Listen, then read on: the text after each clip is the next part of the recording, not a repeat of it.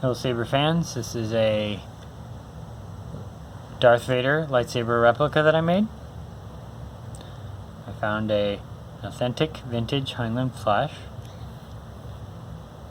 It's got the stamp here on the bottom. Heiland Research Corp, Denver, Colorado, USA.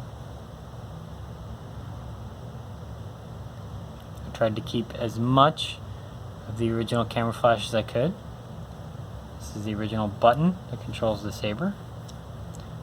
The bulb release pin I took out and I put in a thumb screw to is a blade retention screw. The original bulb spring is still in there. You can see it there. And the bulb contact pin I used for the blade plug. Again, tried to keep as much of it as I could. This clamp is a custom Saber Shop MPP replica. These crips are custom Saber Shop. This D-ring is custom Saber Shop.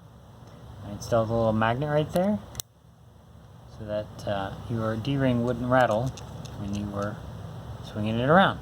It doesn't move, stays in place, very handy. This thumb screw is actually a retention screw for the soundboard chassis.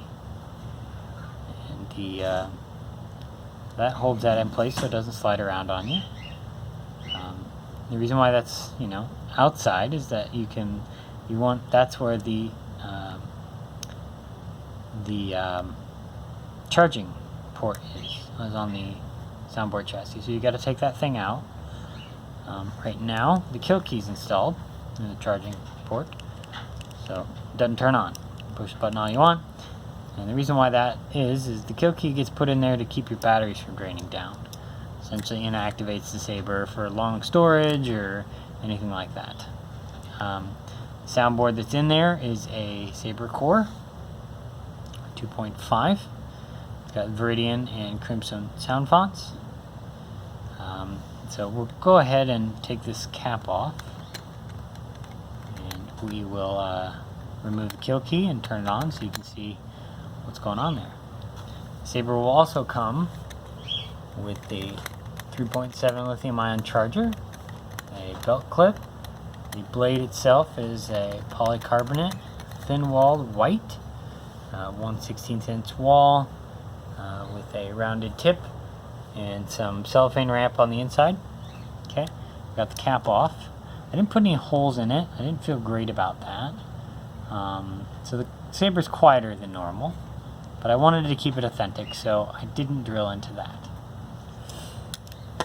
To remove the soundboard, you gotta loosen this screw. And go ahead and remove it all the way. That'll make putting it back easier because there's a trick to that. So take this all the way out. And then the soundboard chassis will slide right out.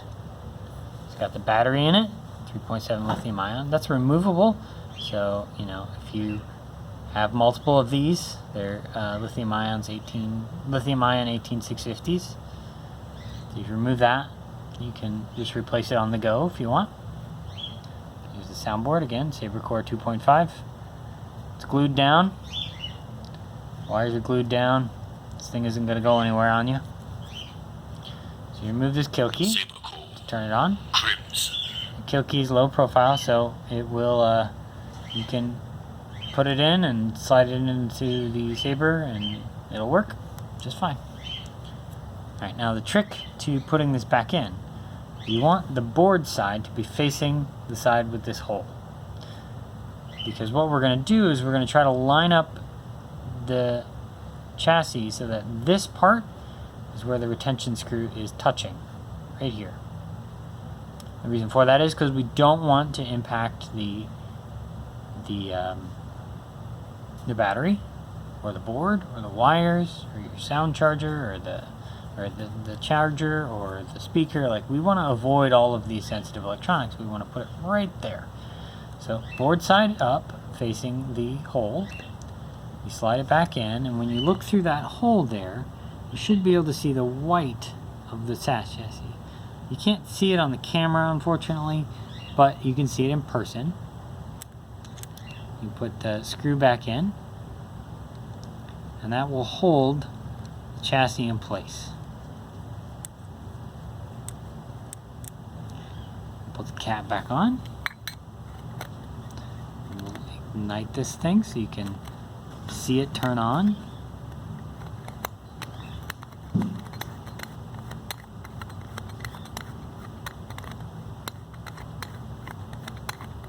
Now that Saber Core version might be a little bit higher, and I just bought it, so it might be a newer version, but it has both Viridian and Crimson sound fonts in it. So again, the original camera flash button controls it, turns it on, and drilled some holes so you can see the glow through. Very, very attractive that way. You can see the glow through the bulb spring. Again, there's that original bulb contact pin. Looks very nice. I'll go ahead and turn it off. We'll put the blade in. If I loosen the contact, I loosen the blade retention screw here. We take out the blade plug. See the original camera part there. Very nice. We'll put the blade in.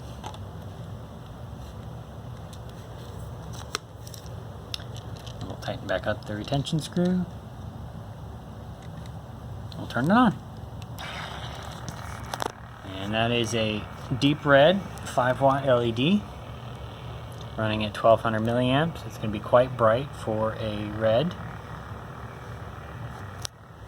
And so let's go through the menu so you can see the choices there. It's got swing sounds and clash sounds and ignition, retraction, all that normal stuff. It's got 2 sound fonts.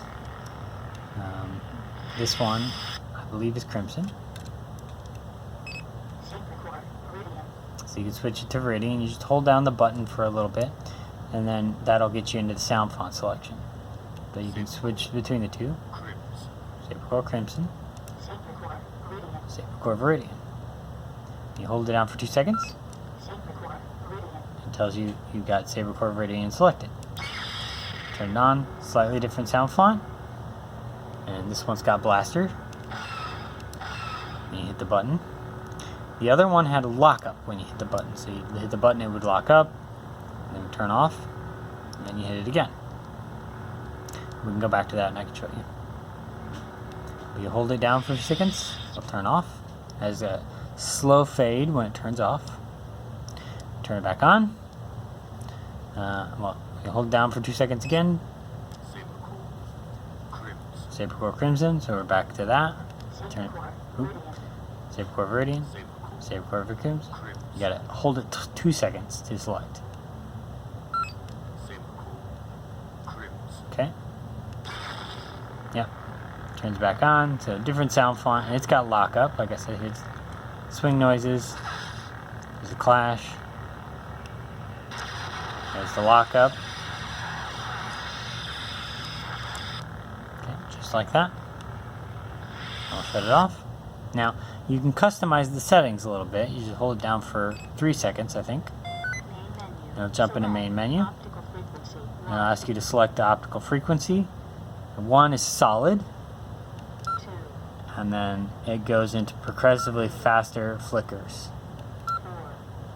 I like solid and that first flicker the best, but there are, you know, they just keep going.